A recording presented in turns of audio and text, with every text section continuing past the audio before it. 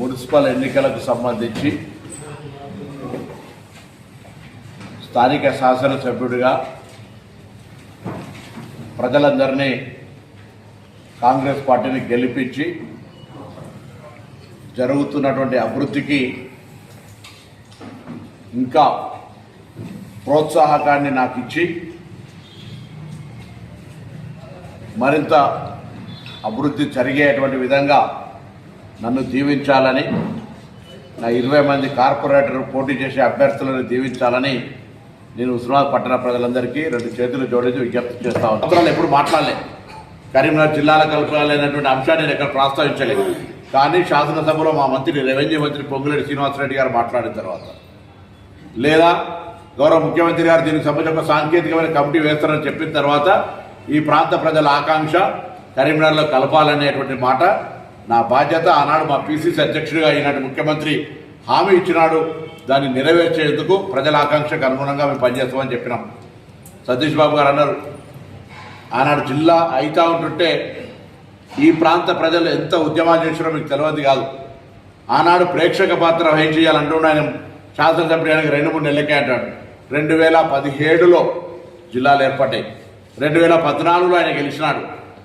ఇలా వారు ఆ విధంగా మాట్లాడితే మరి ప్రజల ఆకాంక్షను అవమానపరిచినట్ట లేదా తెలియకుండా మాట్లాడుతున్నారో తెలియదు పరిస్థితి.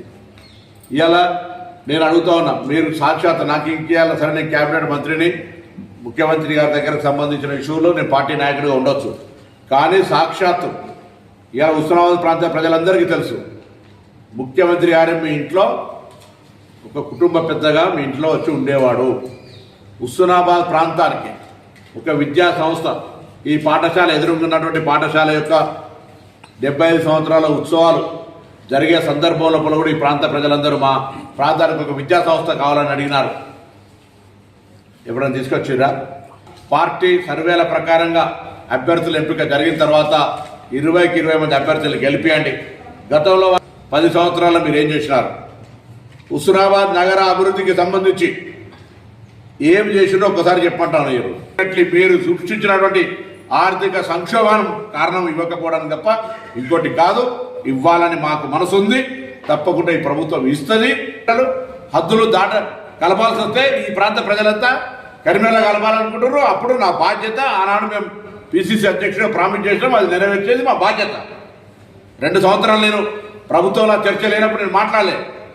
ప్రభుత్వంలో చర్చ వచ్చిన తర్వాత ఈ ప్రాంత ప్రజల ఆకాంక్షకు నెరవేర్చేది మా బాధ్యత. బాకీ కార్డు పట్టుకొని తిరుగుతున్నారు.